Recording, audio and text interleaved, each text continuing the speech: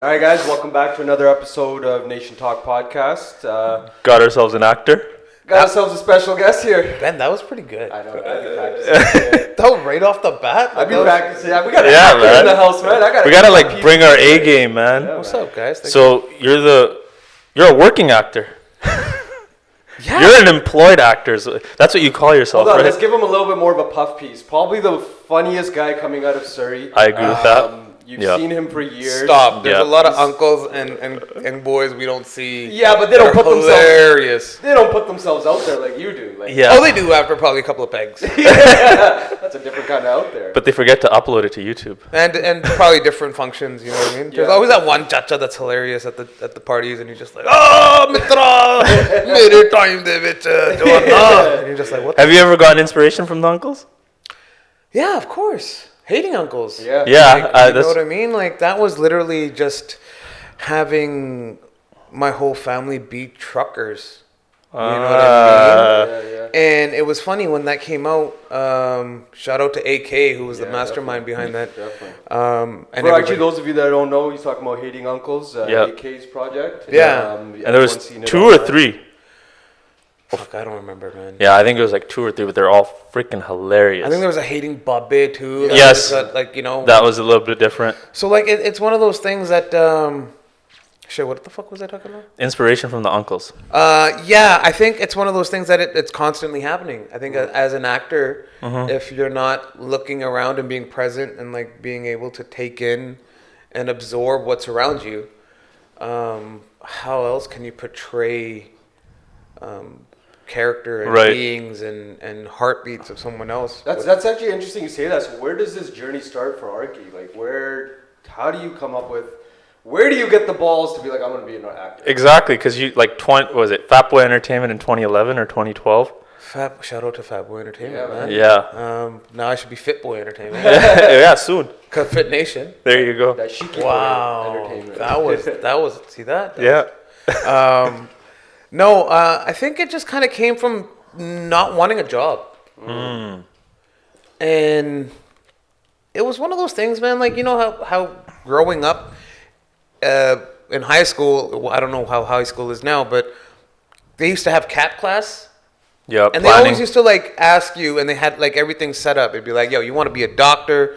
This is how much you make. Yeah. You want to be a lawyer? This is how much you make. You want to be a nurse? This is how, you know, you want to be a city worker? This is how much you make.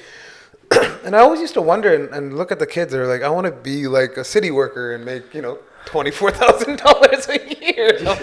And like just kind of like think like, what, like, why not just pretend to be a doctor even right now and just be like, I got all this extra money. Yeah. So like that class never made sense to me, and like I guess I just kind of looked upon a career as a joke, All right. Really? just No. because the class was a joke. Right. You know what I mean? It Right. really didn't kind of like Interesting. install any fundamentals of what a foundation of, and like my family at the time, you know, we're all in one house, so like 5 boys, mom and dad. Crazy. Like, you know what I mean? Wow. Like you really don't worry about money or anything because like everything's and taken. you're the youngest? I'm the youngest, it's man. Filtered. It's filtered from the oldest gets the worst, and then, yeah. I'm literally the owl of the family, Yeah. man. I'm just watching and observing, you know, and just telling the story.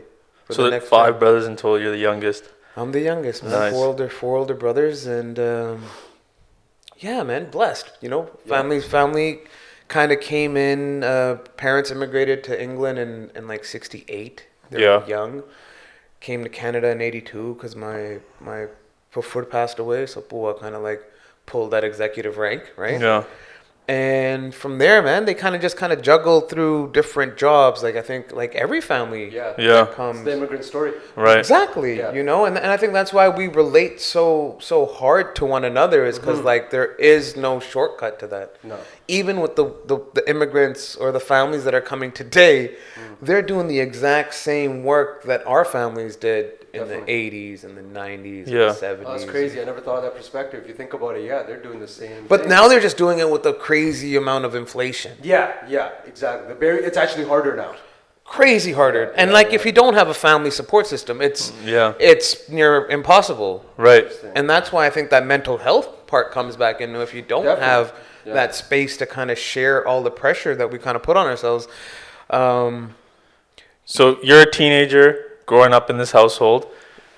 Yeah. Do you watch like Delirious by Eddie Murphy? Like what was it that set it off? there a sparking Yeah, was point, there or a was spark there- where like, because Eddie Murphy tells a story and he's like, I sat there, I heard Richard Pryor's voice, and I was like, I told my brother right away, I want to be on that thing. You guys are gonna like this story. So, I was, I think, 5 weeks old or 6 weeks old, and Mer Mitter came to town, and Mer Mitter is like this famous like Punjabi like character in the Right. Punjabi movies. Yep. And I remember one of his things was like "Marya kukkad paate chole." I have no idea what that means, but you say it in a room full of uncles, and they're all gonna laugh. I don't know what the hell it is, but he came to do a show, and then back then it was like the ultimate, like the ultimate compliment was a artist came to your house after. Biggest flex. Oh yeah. The okay, biggest I feel flex you. used Yeah, to be yeah. like, you know what I mean? Like, you know? Yeah, you know? yeah. And I think, you know, my dad was at work or something, and he came over, and, you know, I was like a newborn, and he was holding me. And I remember my mom telling me this story probably when I was like 12 or 13. And he was like, daddy ਦਾ ਮੂੰਹ ਇੰਨਾ ਗੁੱਸੇ ਵਾਲਾ ਸੀਗਾ ਉਹ ਕਹਿੰਦਾ ਤੂੰ Joker ਦੇ ਨਾਲ ਤਾਂ ਉਹਨੂੰ ਫੜਾਤਾ ਮੇਰਾ ਮੁੰਡਾ ਵੀ ਜੋਕਰ ਹੀ ਬਣਨਾ ਹੈ So that is crazy. You know what I mean? Yeah. So like I don't know The universe had a plan for you. yeah, or Mer Mitter was having an affair with my mom and he was my real dad and the apple don't fall far from the tree. You know what I mean? One or So the that we one or the other. were you always like the funny one in the family or something, or did you guys have multiple people that were always just? Oh no, there's tons of funny in my family, bro. I think like every person that's like humorous Right. has to have funny in their family. You know what I mean? Like I have hilarious brothers. My mom is hilarious. Like she's like an OG dying breed of like that authentic grandma that hates everybody but loves everybody at the same damn time. exactly. You know what I mean? It's like the weirdest energy, but you're like, do you love me or do you hate me? Or is this happening all through within this great parotha that I'm eating? You know what I mean? Like I don't know, I don't understand this. And yes, I'll have another one. But yeah, it's just like watching and observing and like just watching through generations, like now been decades. You know what I mean? Like, Yeah. It seems like comedy nurtured you. Like you were in an environment. Therapy. Yeah, definitely. 100%, bro. It's like coping mechanism. Like your guys is yeah. Yo, we didn't know what counseling was, right? We just laugh. It was either you laughed or you cried. And you mix that Right. with the immigrant plight of having to hustle, having to feed 5 boys. Like that shit's fucking tough. So Dal roti, bro. if you aren't laughing, you're gonna lose your mind, right? I remember we used to like live on a house in Main Street. I remember back in the day, only like South Asian people could only live on Main Street. That's it. I right? still live on Main Street. Yeah, I mean, shout out. Yo, we should have stayed too. Property value shit, right? Bought it for 192 and it's worth what? Okay, that's another story. But I remember, man, like it was a 2-bedroom house or whatever. Yeah, Vancouver and special. all the bedrooms, bro, used to have just like a foam on the floor. Oh. We didn't have beds, bro. Like, you know, like you came from that place where you was tired, just grab a fucking pillow and grab a gumball and go to sleep somewhere, man. And that was the hustle. Right. And I think like I kind of kept that installed. Even in your It creative. served you. It sounds like even now. Yeah, man. Like, you know, Adapt. you have to. I feel like if you forget the struggle, then you kind of forget where you are in the story. Yeah. Yo, that's fucking bars. Right? Holy like shit. you forget where you are again. Like you just kind of are just floating around, not remembering what you're attached to, the pain, the happiness, the moments of accomplishments, the moments of defeat. Crazy. You know, That's pretty wild. yeah. How was it like recording your very first YouTube video when you decided like, okay, fuck, we're gonna do this? So the very first thing I did was not for YouTube. Okay. The very first thing I did was for Steve Nash Vitamin Water Contest. Yeah, I want to definitely get into Yeah. that. So walk That's us. when I actually first found out about you. Yeah. I was like, this guy, first of all, Surrey represents. Yeah. He's Thanks.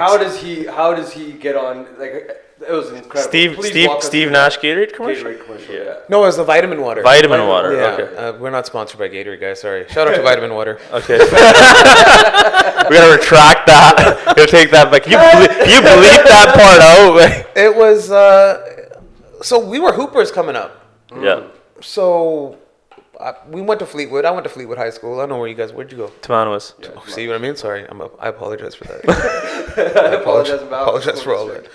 But shout out to the cheap desi food. Yeah. We had no cheap desi food. Pizza 75 cents. I remember those back in the day, man. We were like I was like the first family in Fleetwood. I want to kind of say, you know what I mean? Like we were kind of like the. It wasn't predominantly South Asian. No, we moved from Strawberry Hill to Fleetwood, and everybody was like, "Yo, you guys are moving a mission right now. Like, why are you guys moving so far away?" Yeah. And at that time, it was probably the best move. But having that foundation of being the only athlete in the family, and at that time, I wasn't shaped like an athlete. I was a big boy, but I could shoot the ball. Yeah, you played. And that was what we used to do just to get out of the house. Like, you know, like there was so much shit happening in the house, especially with so many energies. You know what I mean? And there were so many people in different places of life. You know what I mean? Like you know, the eldest brother now wants to marry, you know, or he was married young. So my oldest brother got married when he was like 17. He just got caught with his girlfriend. Oh, shit. And the parents were just like, yo, marry them off. That's the only thing that we can do to save face. And that's what most of the time what families do it for is like to just save face, right? So what was that? What's the owl saying that's observing everything? Yeah, man. Like, How is you get this? the concept of homie's too young to do this? Yes. You had that concept. Yes. Yeah. I knew that there will be a ripple effect of that, you know, and you know, 4 beautiful kids, you know, but like it's one of those things that, yo, if we're pushing so much upon the youth without them being able to develop the understanding of who they are, they're set up for failure. Right. You know what I mean? Yeah. And I was just one of those owls that kind of just reversed to whatever felt good. Right. If it didn't feel good, I wasn't going to do it. So I remember, you know, if it wasn't for school, it was basketball. I'd be like, yo, I'm going to the park to go play. And I was just naturally just really gifted at like putting the ball in the hoop. You know what I mean? Like I guess the physics of it came really natural to me. And you know, we ended up being pretty good. You know, went to hoop it up, kind of built a Hoop base. it up. Shout out to Hoop It Up. Yo, so 3 on 3. This is my first time, I think, feeling a stage. Okay, like obviously a classroom, you always feel a stage. And we were playing Joey Haywood's team, right? Shout out to Joey, King handles now. He's like, you know, this Instagram guy. But everybody used to fear this team. Right. Okay. They were the guys that did the hand one, that, like, you know, the Nautic, you know, all those guys. I think they have a documentary out too, doing pretty good. But like they did great for a time when there was no social media. They did a great thing with just building their brand to this place of like they were gods, basketball gods for us locally. And teams used to fear not playing them. Do you know? Yeah. And it was me, Raj, Seetal, and Camille. We were the 3 banduks and a Polish rifle. That's so sick. 3 dissies and a Polish rifle, right? Right. And we kind of just studied the game. Like we just knew we were really good. We knew we played with each other all the time. And everybody could shoot the ball. And back then, everybody kind of had a specific role in basketball. It was either you were a point guard and you set everybody up. You were a big man, you know what I mean? Or you're a 3 guy, you know what I mean? Like everybody, whereas we were just all equally just great shooters. Right. With size and like chemistry. And we watched these guys play, and these guys were so overdeveloped in just dribbling and doing moves that they couldn't put the ball in the hoop unless it was a layup. So we just forced them to the shots. We just gapped. Yeah. So I remember it was Hoop It Up, and we were in the finals, and we're going to play these guys. And these guys were known to have all the crowds. And I remember the team before in the semifinals didn't show up. to play those guys. Out of fear. Out of fear. Just basty. Just straight basty. You know what I mean? I can't imagine being a kid and like, you know, being overwhelmed by just being basty if this is what you do. So you don't even show up. You know what I mean? Crazy. But like imagine that. Imagine all these hours you put in and the $327 entry fee back then. Back then. You know what I mean? $100,000 a day. You know what I mean? Shout out inflation. And like you don't even show up to the game. So I remember the first time we played these guys, bro, they probably had, I don't know, 250 people watching them. Crazy. You know what I mean? Like they had groupies and shit. Like, you know what I mean? Like these guys are rock stars. And we rolled up with probably like 6, 7 fucking bande, you know what I mean? Fucking 6 guys were wearing Jordan shit. Yeah. You know, 3 guys smelled like weed. You know, that typical Surrey story. But they were rowdy fans. They had our backs, right? Against the 250. It's almost like one of those old school battle. Remember? There were 7 Sings. Battle 300 fans. But we dominated, man.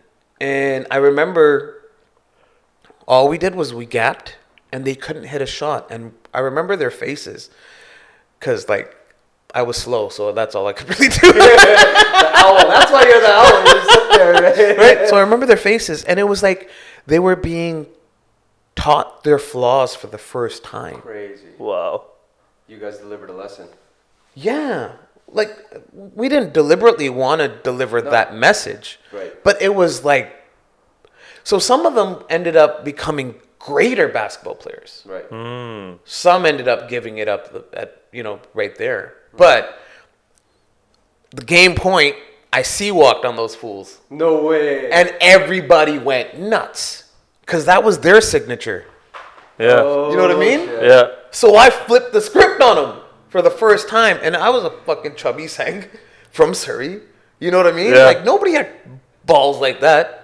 You know? There you were like Dub C, man. There I was like, yo, we got you guys. What's up? You know? And that was kind of it. I kind of like became a folk little legend there at Hoop It Up. Oh, okay. That was your first performance. That was like my first kind of like, in front of a crowd. and it was kind of like natural. It just kind of like happened. Now, does a light bulb go off when that happens, or is it No, like gradual? no. And then what happened was Facebook happened, and Facebook had these like little contests, social media, share with your group. Yeah. It was a vitamin water contest, and it was a chance to be in a commercial with Steve Nash.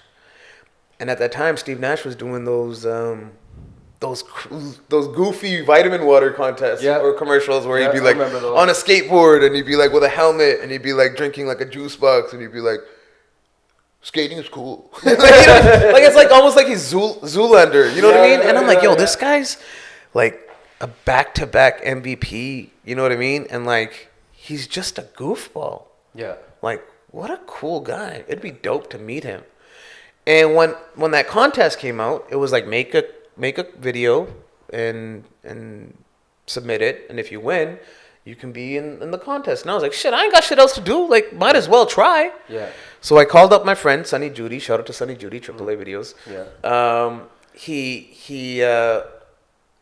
He fucking took me blind eye. I was like, bro, I got $100. Shit. Right? I got $100, and I have kind of an idea of what I want to shoot. You know what I mean? Just from smoking so much weed. Like, I have this kind of video of like what I want to do. And I'm like, my dad's down, and I'm going to call up all my homies like that have like places that we can use, and let's make it happen. And he was like, fuck, if it's not a wedding video, I'm down to do it. Like, he was just sick and tired of doing it. He was just sick and tired of doing wedding videos. You're the man of great timing. I'm starting to realize your timing is impeccable. Again, I think the art of flow. Yeah, definitely. And just being in the right place at the right time, I guess. And like, obviously that backfires sometimes. Sometimes 100%. you feel like you're in the wrong place at the right time. Right. Or wrong place at the wrong time. Yeah. But it always turns out to be for what it is. So what happened was we end up shooting it, uploading it, and I was really happy with the video. But there was this one crew from Victoria, I'm not going to mention them, they were doing really good too. And their video was nowhere near as good as ours. And I'm like, yo, if a small community like Victoria can't be like outvoting me, You know what I mean? Especially with the basketball community that we've built. So I came to find out that there was like a loophole. Like you can delete your cookies and refresh the page, and you can keep voting. Crazy.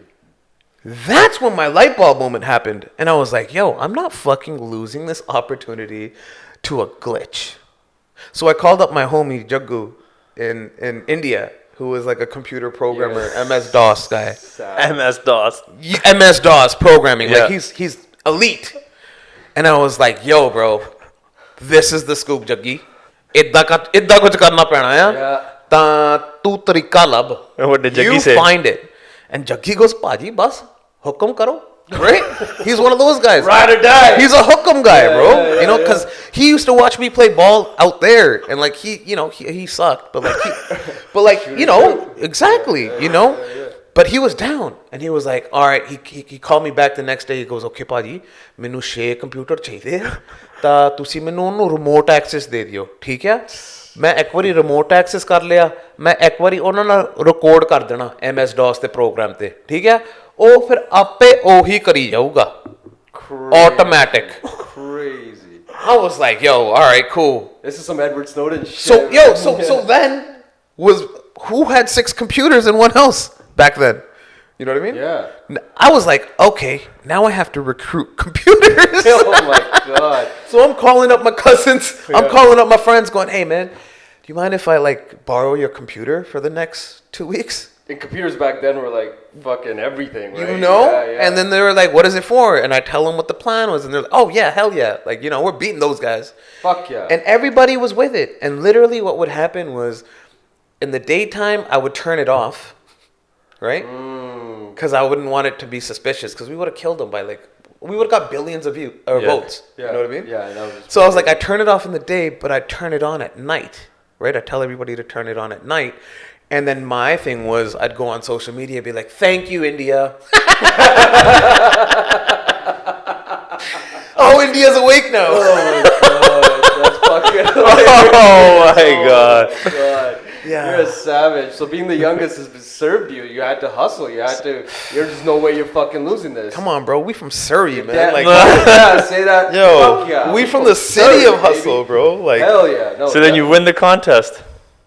won the contest, and I came back, and yo, we actually got to watch Steve Nash, the Suns play the Lakers, so I got to see Kobe. Crazy. Steve Nash. What? This? Part of the that's vitamin all. water contest. Crazy. And it was amazing to come back and then just feel the energy of everybody. Yeah. Because everywhere I'd go, it'd be like, yo, man, I voted for you. Oh, And people that I wouldn't even know, that'd be like, yo, man, I voted for you. Like, your video was sick. Crazy. And then the next question would be like, what's next? Now, does a lot of pressure come with that question? Come on, bro. Yeah, That's definitely. like that classic question from like the cha-cha that comes in, right? Like, you know, from your first divorce. Yeah. It's like, what do you And that cha-cha's already been divorced 3 times. yeah. But he's happy in the 3rd one. So that's what now he's sitting got down. moral high ground over everybody. No, now he's sitting down with you looking like the big guy going, what's next, bud? Damn. But yeah, and So what does that do to your mental? Like, does that start eating away at you, or no, I pressure? never had no pressure at that time. Right. I feel like the pressure came once I started finding my flow, and then the hate started coming. Okay. And then the hate started coming from angles I didn't know. Let's talk about that.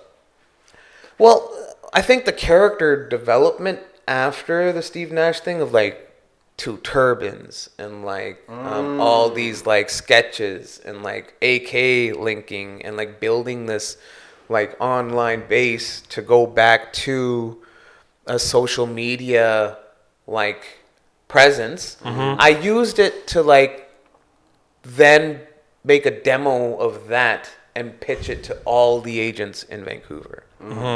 So like anybody young that's out there that is thinking about getting into it, I would always say make your own content first, right? And then once you kind of find that place of knowing how to be yourself, Yeah. because everybody's always trying to be somebody else, you know what I mean? Until you find that place to love yourself, then you're like, yo, I'm so fucking dope. Yeah, you sound dope as fuck. You know what I mean? Like, Yo, you too, dude. But like all of us, you know what I mean? We're so fucking dope. Yeah. And our story is so fucking unique individually. And there's no right or wrong in this. Right. And I think that's why I loved acting. There's no right or wrong. It's just good and bad. It's like your first night of honeymoon sex. Yeah. Even when it's bad, it's pretty fucking good. If it's your first time. I've never done this before. Oh, don't worry, babe. right. I've done this before. And then he ends up lying. Yeah. She's like, dude. But yeah, man, I think it was like using that to then get into an agency and have an agent that I've been with from day one. Crazy. And she took me with nothing. But then when you were accumulating some of this hate, when you're creating this content, did it change the way you thought about your work in terms of like, oh crap, like if these guys are hating on it, how is an agency gonna like did that impact? No, because I knew that where I was getting the hate from was all the people that weren't doing shit. Yeah. Anybody that was doing anything was like loving my shit. Right. But I wasn't getting to that place where people were sharing it because it was not like shareable content unless you were a fucking wild one. Yeah. Okay. Right. Okay. Yeah. You Because know- your content in the beginning was pretty racy at times, like. Fuck yeah. Right? As it should be, 100%, man. man. And you were never scared of like, oh, what if I like got my 4 older brothers. No, I understand that, but we're like, oh, like you're like Chachitai watch this, or someone watches it, or your family watches it, or I like, knew all the dirt on everybody. I just call them out right then. I'd be like, Oh. "Purji fucking Pooji cheated on you." You know what I mean? I was a savage ass kid. Khalsa school built me different, man. You know what I mean? Me too. That's crazy. I went to college school too. You know what I mean? Everyone that comes out of there is a little bit different. Bro, the because goodie you starts see off people- here fuck and it yeah. ends up here. Damn right it does. If you have a Literally. goodie, bro. My man. you have your hair back here, Yeah, and you both started off. with- So your mom never pulled you aside like, but I've seen some videos. Yeah, online. yeah. Like, okay, Like, I have these pictures. Tu na online. karya ka, tu na banaya ka. I have pictures online of smoking a cigar. My mom knows everything that I do, and she's pulled me aside. She's like, "But you have this fitness company. What are you doing smoking a cigar online?" And I'm not gonna get into it with her, so I tell her, "Yeah, okay, I'll stop posting cigar pictures of me online." Does your mom ever do that to you? Like, but stop talking about sex on fucking Facebook when I have to go face your 14 puas or whatever you got going on, Or do they ever get involved in trying? Or to the content of the censor videos, you? yeah. I think initially, yeah. Yeah. Because I think again, we were doing it so blindly. I Because wasn't. But you're the same household that married off a 17-year-old because he had a girlfriend. So like, how is that Just household? like the basketball Bro. player, shoot or shoot. Bro, it like that doesn't affect like just this one chance. Right. Of course. Yeah, that's supreme understanding. One chance. Yeah. Just everything as one opportunity. That's huge for the young people out there that are going to face this. You know? kind of want that same thing, and then they're going to wonder, like, Well, the safe route is always there. yeah, So like, fuck, take it. If you have the safe route, take it. But if you want to do art, you always got to like be putting that work in. You know what I but mean? it feels like the safe route is a fast track to almost misery. Not to say that we need city workers, we need bankers, we need lawyers. Yes, of course, and people are passionate about that. But when you know. The And if you're following satisfaction. the safe route. Like, Yeah. I think if we evaluated the job satisfaction rate across North America for the majority of people that work a lot of these jobs, I don't think it's as high as it could be. Definitely. And it's going back to what you're talking about. It's too many people, they had an idea that said, fuck that. I'm just going to go work for KPMG. Yeah. And then they accumulate all this money and like all And this then stuff, they're and like then they, hollow on the inside afterwards. Like, what then am I it's doing? the man who sold his Ferrari. You know what Yeah, I mean? that's then right. And then it's that guy, and where do they go? Fucking Asia, India. Yeah. And they sit with some guru. Right. And the Find guru's myself. fucking nichoring him. Give me all that wealth. Don't worry, Todd. We will find you your God.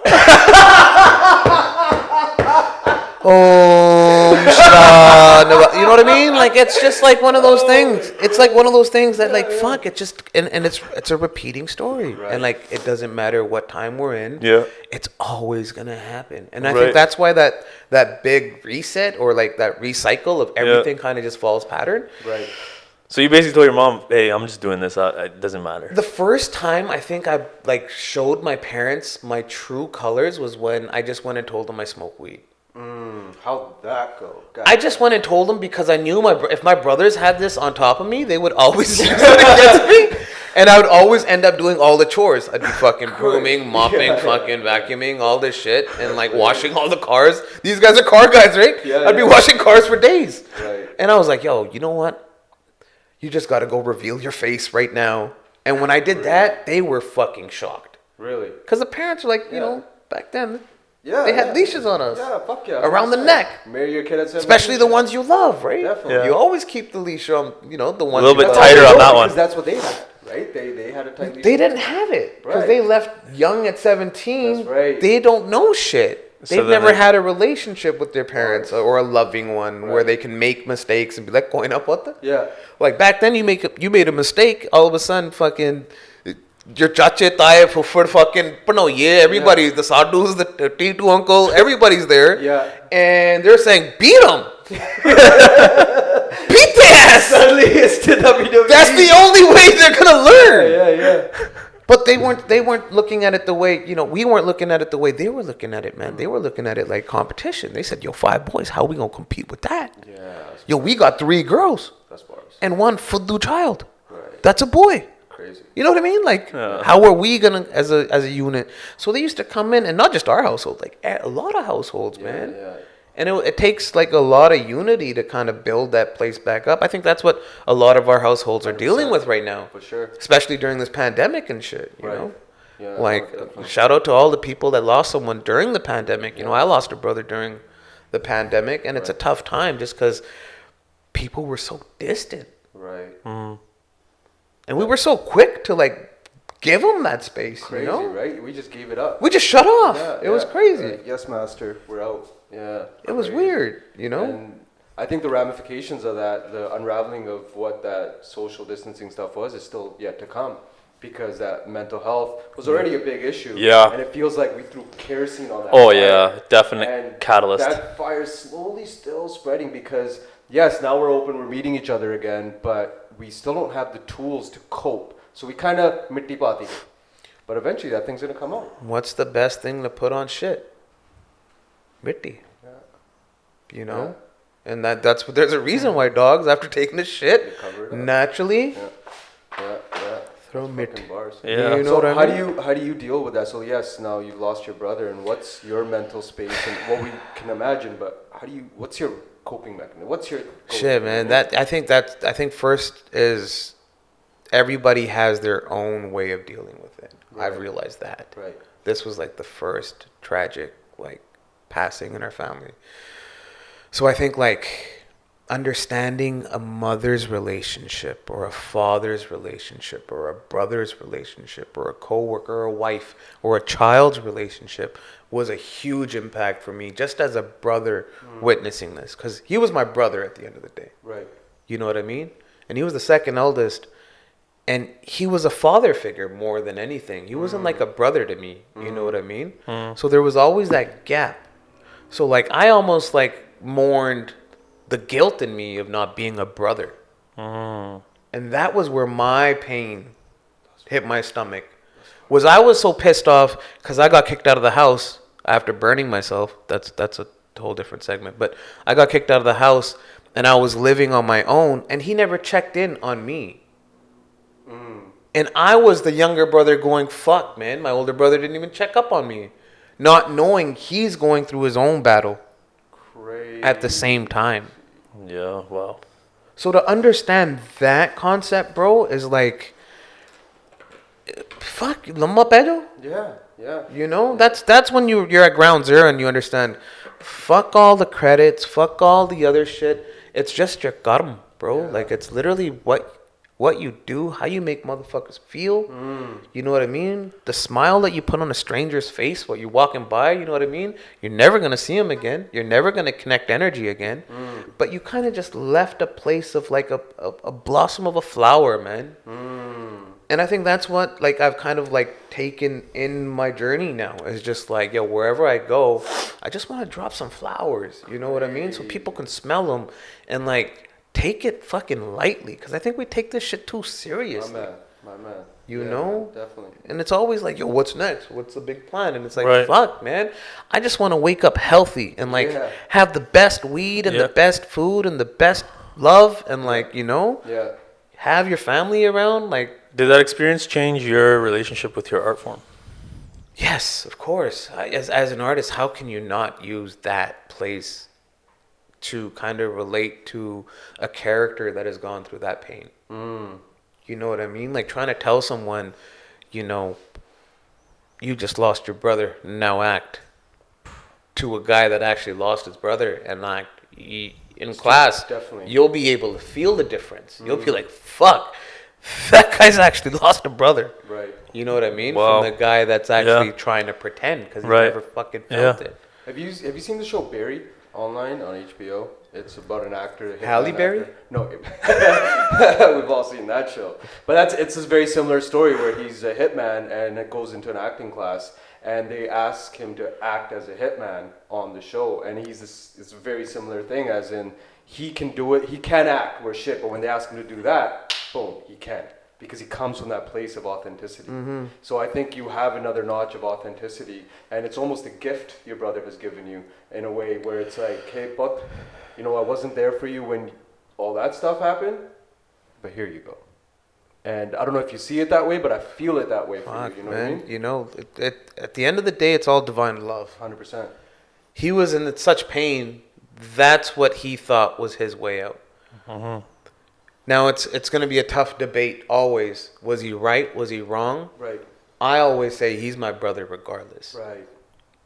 And we're all going to go where he is. We're all going to cross over. Right. I just look at it like he's got the VIP tables already all set up. You are, son. You know what I mean? Like he's got the best roti, he's got the best Italian food. Yeah. I think Or we don't ever eat again. You know, we've all done some psych. that's like the only way to look at it. Otherwise, everything else will kind of just eat away at you. You know what I mean? Yeah. And that, it sounds like that's healing. Like that's healing, right? Or at least for myself. Yeah. For myself. Yeah. That's incredible, man. Yeah. Switching angles a little bit. When did you sign with that agency you were talking about? Shit, 2013? Shit. I'm coming up on my 10 year, man. So 10 years in the industry. What are some lessons you've learned and experiences? Before we get into that, though, we did some research. The homies, you're gonna see him on Netflix. You're gonna see him on Prime, Hulu. You can already see me on Netflix. Or you're already on Netflix. Okay. Hand me some Prime and shit. Yeah, Maybe I some think Hulu. you're on Prime as well. Like, it's a long list. Right. And you go through, like, when we were going through, like, it's got a production company, right? You're raising funds right now. Like, you are active in these streets. Like, you are not a passive actor. Like, I'm looking through everything, and you have a lot of lessons that he's asking. So please dive deep. Again, what was the question again?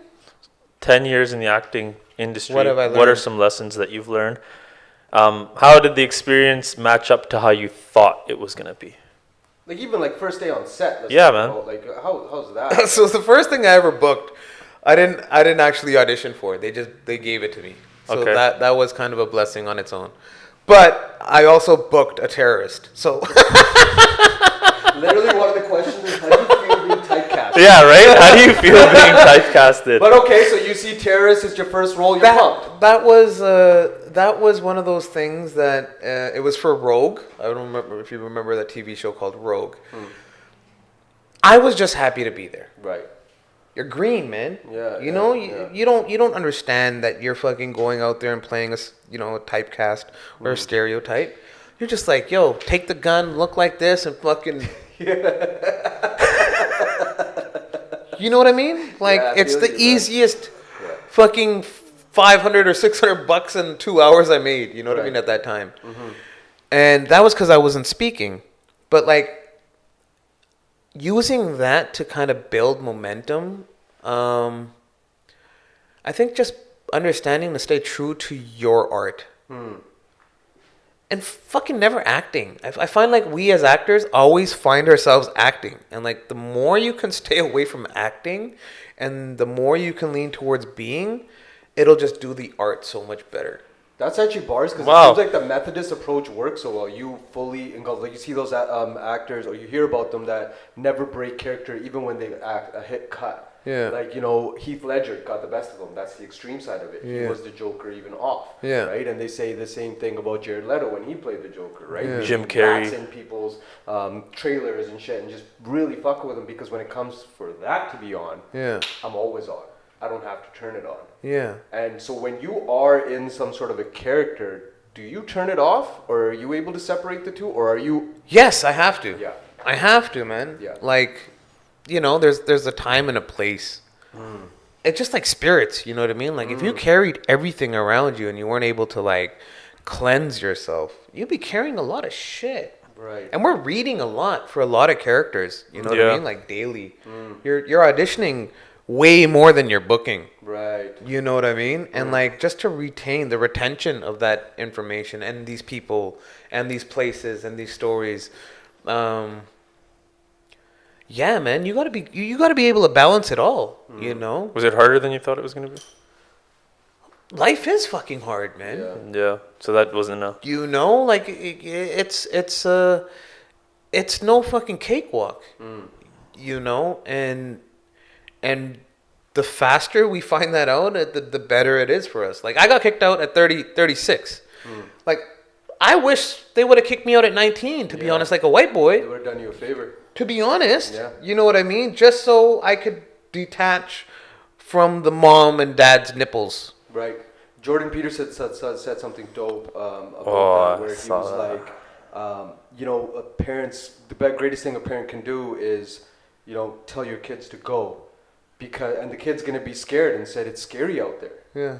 and the mom says, yes, son, it is scary out there, but you might lose your body going out there. If you stay with me, you'll lose your soul. And I think enough brown parents don't understand that. Yep. You know, we make fun of the Kore. Oh, at 18, you're responsible for rent. Yeah, you got it good, boy. No, you don't. Because the longer you stay, the more of your soul you lose. Mom's taking care of the laundry, food on the table. You're not fending for yourself. At 36, you learned that lesson, and now everything's on you, you know? I don't even I like that point, but I think it's more in the terms of you also become married to your parents. So like all the times they're having fights, you're now married to the fight. And it's always like, Tera daddy idda karda mere naal. And it's like, well, mom, you fucking married him. You know, and then it's like, huh? तू तो मेरी गल सुनता भी नहीं. मैं तो तेनू कुछ कह भी नहीं सकती. And then she'll pick up a phone and call like, you know, 45 people. Yeah. You know, but it's like that place that we come from, that place of understanding that regardless of what we do, we can't make them happy. Definitely. They have to make themselves happy. Definitely. And I think I found that out at a place where, you know, I burned 18% of my body. Fucked up accident. Cleaning my bongs. Shut up. Really? Okay, hold on. We gotta know. Legit. There's a deeper story to it. Okay. Underlying, literally, because there's a basement. Richard Pryor or something? No, there's some energy shit happening. You know what I mean? But 2 years ago, Canada Day, I was preparing myself for like a little bike ride, and I had my Puffco Peaks. And Puffcos have these like little ceramic bowls, and you gotta like put flame to them to get them nice and crispy white. And you know, we like to have our shit crispy. So I was like, yo, I'm gonna try to bypass this, having to put flame on all of it. I'm like, I'll put a little bit of ISO, alcohol, 99%, Oh, God. in a little patila, and I'll put the stuff in it, and I'll watch it like an owl, let's say. Let's stay on character. And right when it like sizzles, I'll turn it off, and maybe it'll all melt away. My mom's eating dinner. She just came back from work. She's eating dinner at the dinner table behind me. I'm at the kitchen, and I come in, and I put it in, and I'm leaning like this. My face is literally over the patila, bro. And I'm watching it, and I'm watching it, and I'm watching it. Like, I'm fucking in. And all of a sudden, I heard a... Like propane. Ooh, boy. And right when it went... I bounced back. And when I bounced back, one of those like little ceramic bowls turned into a fireball and like came and landed on my arm and caught my arm. And when it caught my arm, I started shaking like it off. But it was like, because it was tail, it like was just spreading. Oh, you didn't know. I didn't know not to spread it because I'm panicking. Yeah, you're not Right? thinking about fire. Then I'm in stop, drop, and mode or stop, drop, and roll mode. And it's on tile. So like I'm not going to get fucking out on tile because the fucking now the tail's all over the floor. Now the fucking floor is on fire. And I threw myself down the stairs. And as I threw myself down the stairs, this is probably like 20 seconds into burning. And both my legs were on, and my arm was on, but I saved everything else. Fuck. Is your piece okay? Everything's good there. Oh, We fuck. good. Thank You know. God. You know. But when I fell down the stairs, my mom threw a gumball on me at the same time, and the gumball kind of like. Imagine trying to throw yourself down the stairs with no regards to your body or anything, just like survival. Oh my god, I can't even imagine, dude. So when I got to the bottom, I was out, but I knew I fucked myself up, and I crawled to the front of like where the door was, just so I could open it, right? And when I looked down and I saw my fucking legs and everything, I was like, yo, I just did the ultimate fuck up. And for the next month, I was at the VGH burning trauma unit. Crazy. Shit. Yeah. Had to learn how to walk again. What? Yeah, man. It's a crazy They did skin grafts. They took You grafts. can tell the grafts that they've done. Yeah, they did some skin grafts on me, man. Like it was a humbling experience, and this is like all in my acting. Yeah. You So have I'm an agent. thinking- You're booking audition. So I'm thinking I'm never gonna act again, in my head, at that time. Yeah. So that's when I called up. I don't know if you know Gurtej, Yeah. NY Virtuoso. Shout out. And Beast, man. and I was like, yo, B, like, I don't know if I'm ever gonna fucking work again, but like, you got it, bro, and we need to put you on, and whatever you need, just think of me as an added member to the family, Yeah. and we'll make it happen. And Right. from there, man, like I built this like new little foundation of love, you know what I mean? And like this kid's got some music coming out this summer, you know. Sick. Nice. Yeah, boy, about time. Yeah, About he time. worked. He did a track with Intense. He's produces his own stuff as well. Sick. Got a video coming out with director Bhutta. Bhutta just did Diljit's Video latest stuff. and, movies, right? Yeah. Yeah. We got a movie coming out with Diljit. That's right. How was that? It was amazing. Yeah. So like compare the Punjabi scene to the Hollywood scene You can't. as an actor. You As an actor, like No, don't do it. Don't do it. Mind you, it's probably brilliant for Diljit. Yeah. You know what I mean? If you're an ace, if you're a star, you know, it's a different realm. Yeah. But for everyone else, it's tough, man. And like, it's not unionized. And, you know, it's one of those things that it was for my parents. It was for the culture. Sick. You know what I mean? Sick. It's That's for, beautiful. it was for us. Like, Yeah. you know, to be on that stage, you know, 10 years later, Yeah. it's like the universe is kind of delivering everything. Like this summer, we have a movie coming out with Diljit Dosanjh, who is probably the biggest icon Definitely. for our culture. Some could argue globally. Yeah. And Joe Coy, who is like, you know, Arguably a his- comedic rock star for his culture. Highest grossing tour, I think, of 2021 or something. He's like one of the hardest hustlers. So Oh. we filmed Easter Sunday. So Easter Sunday is coming out August 5th, all theaters. If you haven't seen the Go watch commercial for it, please watch the commercial for this movie. It's so relatable to the Punjabi community. It is. It's fucking crazy. It is, It's- and that's why I think we love Filipinos and yeah, Filipinos. 100%. You know what I mean? Like the Especially out here in cultures. Surrey, there's fucking enough of them. You go to any superstore, they're Yeah, everywhere, right? and that's why we played in the men's leagues. 'Cause we got they're allowed 2 imports. You know, and back then there weren't enough brothers. yeah. Oh man. Now there's no brown guys playing; they're all brothers. Yeah. Right? There's 8 Filipinos and 2 black guys. You know what I mean?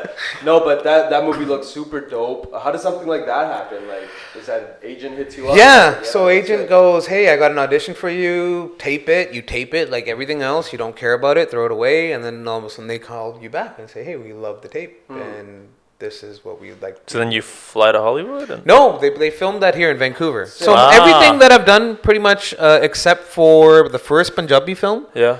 was done in Calgary, Jindua. Okay. But everything else has been shot here. I booked a Amazon Prime series that was supposed to shoot in Chicago and Luxembourg. Right. Oh wow. Yeah, it was some next level shit. I think it was called The Patriot, Okay.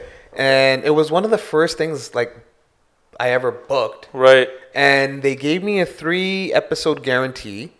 I think it was like $7,000 US per episode. So they gave me a $21,000 like for 3 episodes. Everything's paid for, business class, fucking limousine to and from airport. You know what I Crazy. mean? Like it was like, yo, level up. And I was like, I don't think I'm deserving of this. Right. In my head, bro, I said that. Like I just to myself. Obviously, I'm smiling and taking all of this. And I'm waiting for my O2 visa.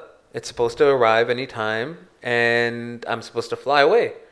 And I get a phone call from the agent saying, hey, they're going a different route, right?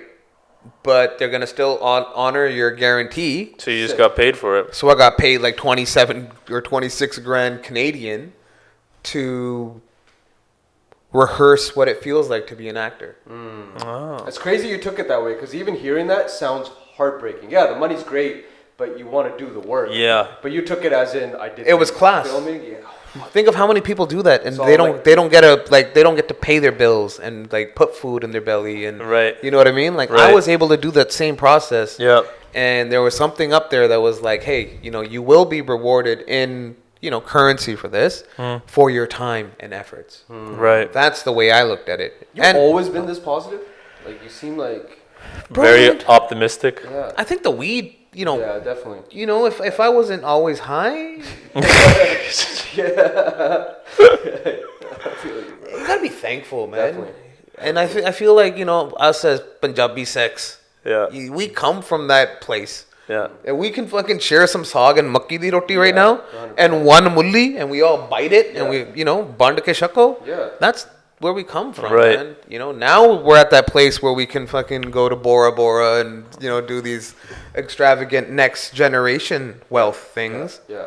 But like, I'd never forget, like, Still where- got to honor that other. I don't forget wanting my first pair of Jordans, and my dad was like, "Fuck, we're going to Kmart or Zellers, Yeah. and Zellers. we get new tracks." Yeah. Yeah. Crazy. I remember that shit. You know what I mean? And like, So everything's a blessing. fuck, what? Come on, B. Yeah, man. I feel you. Except for shitty weed. Yeah, that shit. What's your Yeah, go on. That's bullshit. What was your favorite role you've ever done? There's so many, bro. Ones that, yeah, that's a loaded question. There's so many. YouTube. Yo, me and my dad in the hot tub. I saw that. That shit was hilarious. That That shit was was mine. so fucking funny. And like, I fucked that scene because my dad killed it. I overacted. You know what I mean? I was like, oh, fuck, dad. That would, nah. You know what I mean? Like, I would do it so different now. Yeah. But at that time, my dad was wearing pants. You can't see. But I was so green that I was like, no, Dad, you have to wear a tracksuit in the pool. In the hot tub. I think that story forever, regardless of who I work with and like what I've gotten accomplished, I think that story, knowing my dad came with another kashera, an extra kashera, knowing he was gonna jump in the pool, Crazy. That's to fucking the Best Western. You know what I mean? And like jumped in the hot tub. We just jumped in the hot tub and bounced. Yeah, man. I think that story will always forever be my. That's so dope that it's not, you know, the homie was on Prison Break, the homie was Yeah. in Bebop Boys, and that's the That's the true story. art. That's I dope, think man. that's the one that always is gonna be like, fuck, my bapu did that for me, and it kind of pushed me. Yeah. It was almost like Chalpot. Yeah. You know, I can't give you $152 or $200,000 to buy a house, but I can fucking jump in, Yeah. you know, your tub and be like, here you go. That's beautiful. That's like his almost, yeah, man. I'm Send with off. you on this. Yeah, Yeah. I'm with you on this. Like, Yeah, fuck what everybody else says. Yeah, yeah. Do what you gotta That's do. Fucking hard for an immigrant dad to do. Straight up, Especially man. 1 of 5, man. Yeah. That's crazy. Where to now? Yeah. What do you Like mean? what's the goal? What's the ultimate? What's sitting in your mind in terms of like? Are So you, production, film production for sure. I Okay. think we have a production company with Brandon J. McLaren Yeah. and Max Toplin. Brandon's a killer. Max is also a killer. He was in Suits. But I think learning that next phase of this industry, and especially being Punjabi, I've always looked upon myself as like the Seth Rogen or the Jonah Hill, you know, the Zach Galifianakis of our community. You know, yeah, what I mean? Kind of- and I think you are, man. kind of like that, you know what I mean? And Yeah. like, I've always been comfortable bringing weed to the forefront. And like, so I look at Seth Rogen and being a local, like, yo, that is a great goal of mine to be Okay. to be able to work with alongside Yeah. someone like that for our community, because I know we will come and watch and support once we have those films for us. Yeah. But we have to go and make it. Right. It's not going to be a Goda or Kala or Pila or anybody else of ethnicity that's going to be able to tell our story. I agree. That's dope. You know That's what I mean? dope. We had Chosen Khan, who's a producer as well, and he said the same thing, that if we're not in these rooms telling our stories, someone else that doesn't know our plight is going to be telling the story. Yeah. That's not fair. You're gonna be on Google. They're gonna be on fucking Google Yeah. Google review going, Gur Nanak Yeah. said this. Yeah. And He was a bad father. now, That's so like, true. I feel like Sikhi is kind of going through like a modern, like an evolution where, you know, before we couldn't act like this. Like I wouldn't be considered a proper Singh, but guys like you say, "What's up, Singh?" And like I feel like now when I'm around you, I feel like I'm a part of the club. But before, you say the wrong thing on a music video, you're gonna have 6 Singhs lined up. Like, what the fuck are you doing? Yeah. Right? And it feels like it was a inside boys club before. I mean, even at Khalsa school, like you saw that. But I feel like I can now introduce myself to Sikhi again and understand him more a lot through even Gurtej, like introducing me to the Devinder Tour book. And that has now, because Khalsa school fucked up my relationship. Shout out with to Sikhi. Devinder Tour. Shout out Devinder Tour. Yeah. Khalsa school fucked up my relationship with Sikhi. And it wasn't until actually recently, that time at your house, when I saw the book and talking to you and Gurtej. Bro, that's dope. No, seriously. That's dope. Now, like I see it, and it's like, no, I don't have to look a certain way and be a certain way. Sikhi is a state of mind, and I finally am understanding it's a state of mind, not a cult, not or a place. club. It's not a place. It's not a place, right? And I think you've ushered that in for at least me. I know I'm not alone in that, because there's a generation out there that doesn't have a connection with Sikhi, and it's the most beautiful thing out there. At least because I'm coming from a biased perspective, but it fits the best. I feel like the greatest way to help describe how it helped me was when you watch politics, you see the extreme left, right, and you see the extreme right. And those are the guys that always fuck it up for everybody that's kind of in between and just kind of like, you know, teeter-tottering and kind of watching.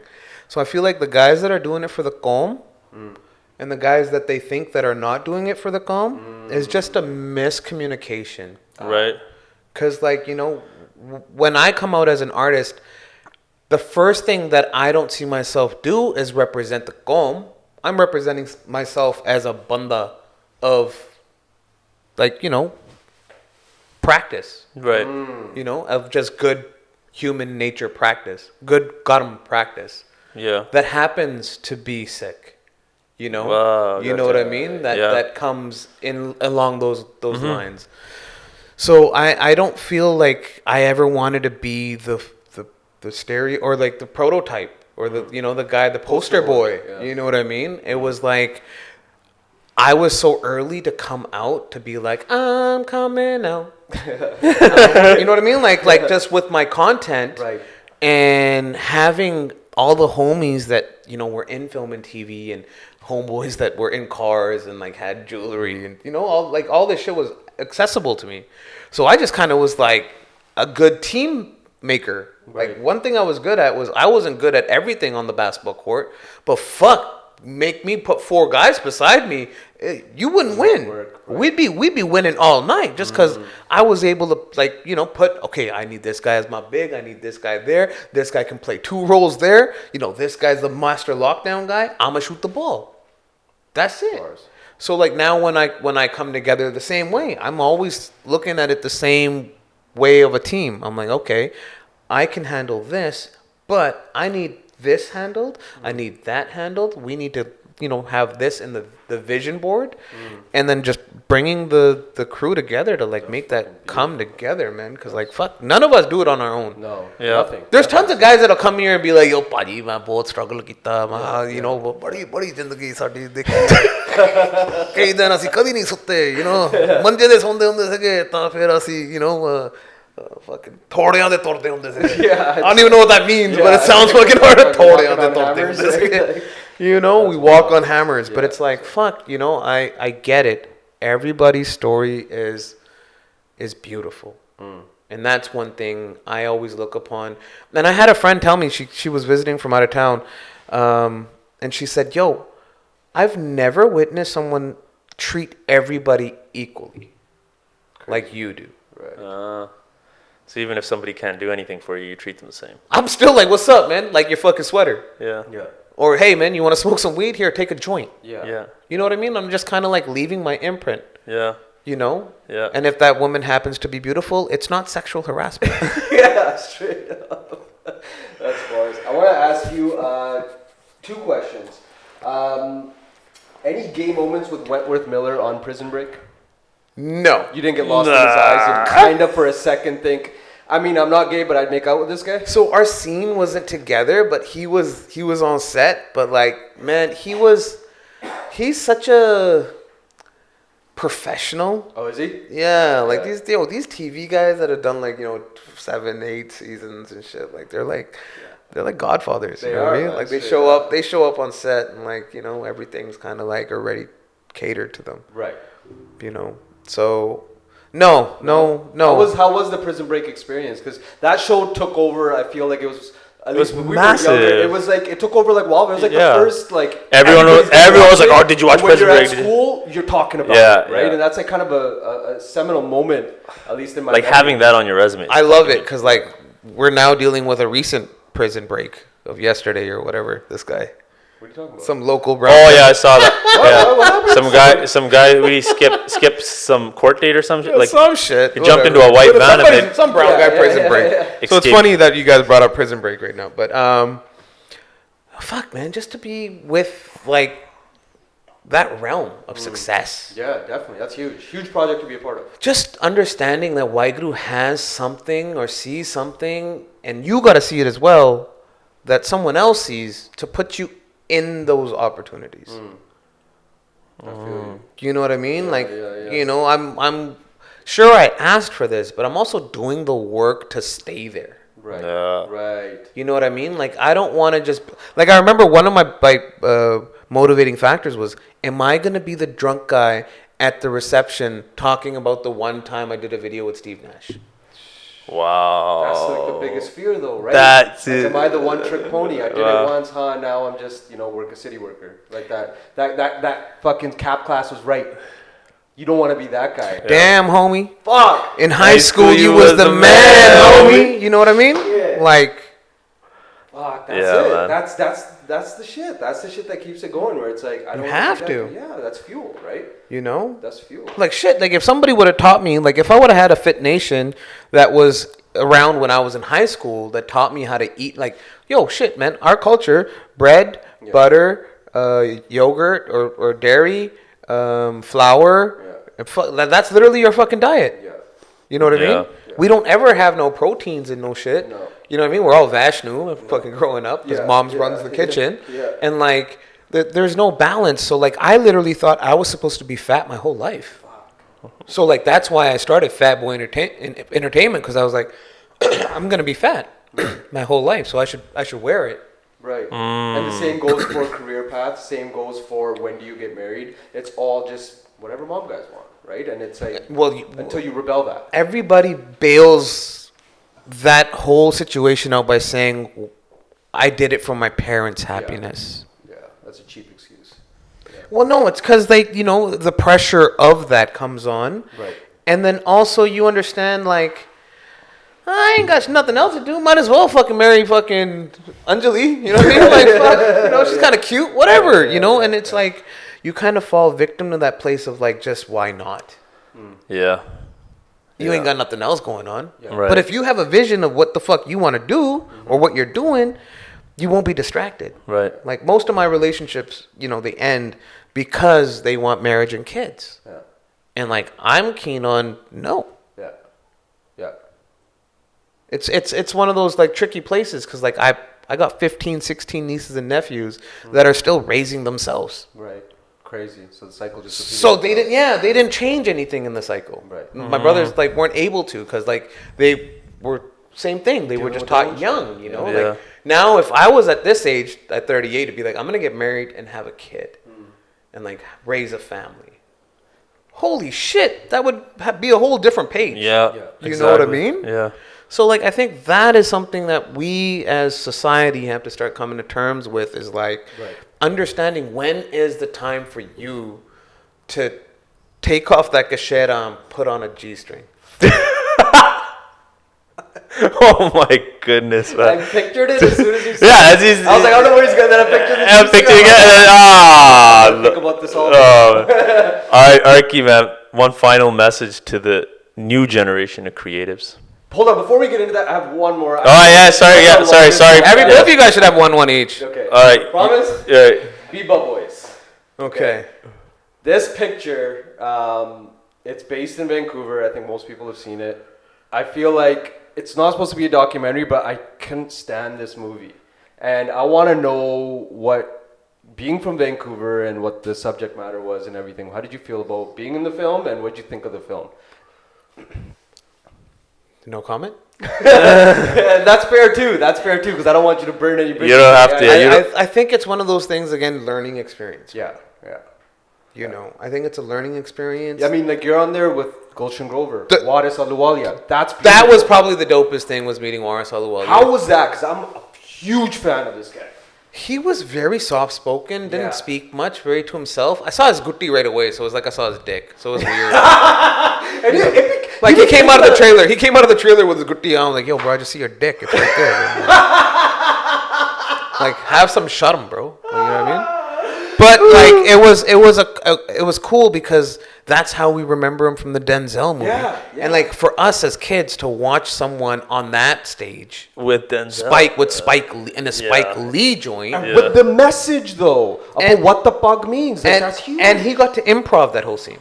That was Spike told him, just spit it. I want you to just literally be in character. Crazy. If I'm not mistaken. I am high right now. No, but that's wild because that's representation. That's the type of representation we want. And again, that just validated more the reason that I'm in the right place, because I'm actually on set with, this guy. And what was the other? Randeep Hooda was there as well. There were some great local actors as well. But I feel like it was someone else telling our story. Yeah. And that's where we got lost in translation again. Yeah. And if I was to do that, or if someone else was probably to do that, it wouldn't be fucking high fashion. It would be tracksuits and snakeskin boots. Straight up. You know what I mean? Yeah. Alleys. Yeah. Straight up. You know what I mean? On all that. It was like It'd be what we went through. Yeah. When the province paper was another dead Indo-Canadian front page every easy to be an upper every week. Time, yes, exactly. Definitely. And it feels like it was a accidental comedy. Well, even now, right? I don't know if they set out to make it a comedy, but it was. Well, they just always want to make a fucking mockery of us and our culture, right? Yeah. In that state. Fucking annoying. But again, though, this is why us and the young filmmakers that are coming out there, that are working their craft, are so focused, man, because they know, bro, we got 1 billion strong.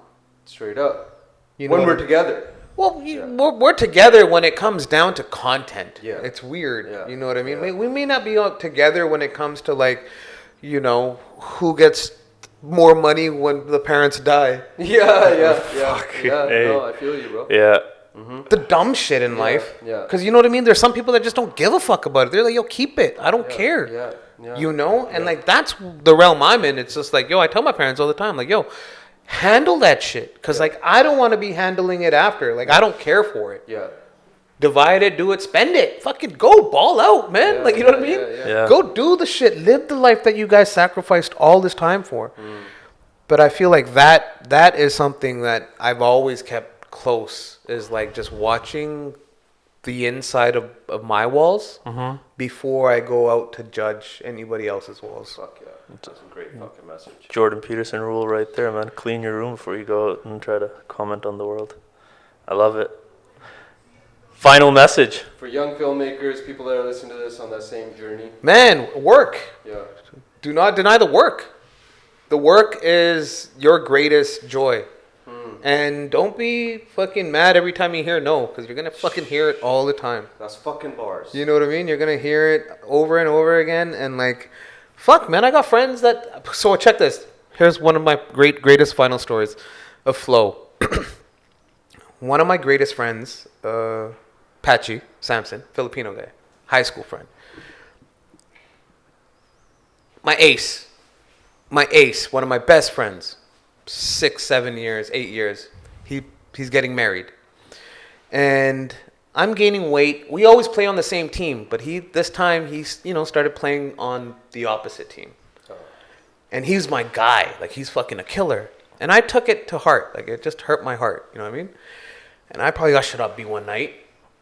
Jut style, And I called him up, and I gave it to him like a Jut, no condom.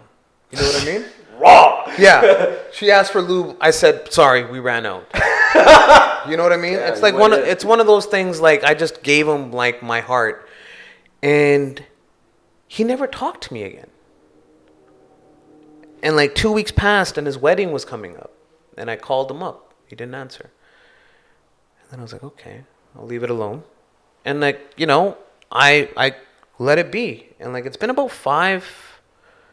6 years, I'd say. Oh shit. And like it's on my heart, right? So a week ago, I go and sign up at Gold's. Okay. Yesterday, I roll up. We're doing a play right now. Yeah. Also, hey yo, sorry, I should shout that out. Yeah. Dujakat, there's a play happening. It's Monsoon Festival. Yeah. August. Don't hold me to this.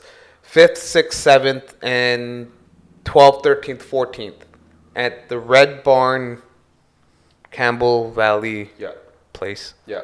Look it up. We're gonna put it in the post. Thank you. Yeah.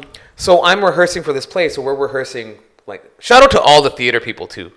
Toughest gig, right? Coming from film and TV, and going to a lot of shows. Fuck, man, we're quick to just shit on shows, eh? Like we're just like, oh, this fucking show sucks, not knowing that these guys took fucking weeks, if not months, if not years of preparation. Yeah. So I'm doing this show. I go to Gold's. I have to be in Vancouver by 9, so I got to be there by 6:30 so I can gym, sauna, shower, get out by 8. And I get out, grab my bag, and I'm walking through, and I see this like Filipino guy. It looks like him. I don't think much of it. I don't have my patka on or anything. I'm just like, Patchy? He looks over. It's my boy. Crazy. Okay? And I obviously go up, give him a big hug. You know what I mean? And he's like, bro, you look good, man. Like, he hasn't seen me in 7 years. So I've lost like 80 pounds. Right? Oh, wow. So he's like, yo, bro, you look good. And I'm like, yo, man, you look good too. I'm like, yo, you probably got kids and shit. He's like, yeah, 2 kids, 2 boys. We did that follow-up, right? And I think the greatest joy for me was when I was on set for Easter Sunday, I was giving him and his family all the love because it's a Filipino set. You already know. And I'm watching all the Filipinos come together on a Steven Spielberg production. Holy. May I add? didn't know that. Okay. Crazy. It's an Amblin picture. And I'm getting to see the next gen of filmmakers, storytellers. Crazy. We're telling our story on a fucking Steven Spielberg stage. Crazy. And I was giving love to them because they were the ones that showed me this lifestyle way before. Like, I knew swear words and freaking Filipino. Yeah. Putangina mo. Yeah, kanto tayo. You know what I mean? Like, I'd be going to fucking men's league basketball tournaments or like Filipino tournaments and yelling this out at the top of my lungs, which means "fuck you, I'm ready to fuck." Fuck you already. And like they're doing warm-ups. You know what I mean? Like, imagine this big saying. They're like, "Kanto tayo, putangina mo." You know what I mean? Like, just so like I'm fucking like now in this place of like giving gratitude, and 2 weeks before release date or Monday, I'm going on Monday to watch the premiere of Easter Sunday. I see my best friend at like randomly, and like I get to say, "Hey, bro, I'm in Easter Sunday," and he goes, "Bro, we just got tickets." Wow. Fucking the universe works in such crazy ways. So I said to him, "Hype truck," and he was like, "What?" I said, "Don't worry, it's in the movie. You're just keep saying that the whole time. It'll blow after, right?" And he was just so pumped. You know what I mean? Crazy. That's awesome, man. So like, yeah, just trusting the place of flow. And he said to me, he goes, "Yo, call, tap in." I'm like, "Bro, same number?" And then I said his number off by heart. No way. And he was so fucking mesmerized, bro, from that love gesture. Because, like, we got those brothers that we remember their 100%. numbers. You know what I mean? Yeah. The house numbers. Yeah. We remember house phone numbers. Right. And 20 years later. Yeah.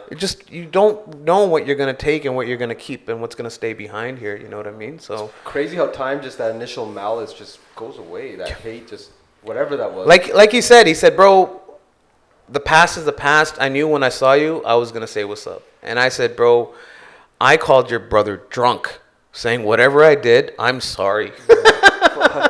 Yeah. You know what I mean? So Growth. Thank keep you, your head man. down, keep Yeah. working. Thank you for this Yo, conversation, thank you brother. for having me. This is amazing. I've learned That so was much. amazing, man. thank you for having Thank me. you for reinvigorating my love for Sikhi and my discovery, and shout out Gurtej for that too, man. Love. We must protect you at all costs. Yo, we have a Hot Boy need it. Summer this summer. We got music coming with Gurtej. We got Easter Sunday, August 5th. Yeah. The play comes out August August 5th. 5th. And then September 30th, the Diljit movie comes Let's out. go. There you go. You heard it first from the man. Let's go. Thank Let's you. do this, man. Thank you. Love.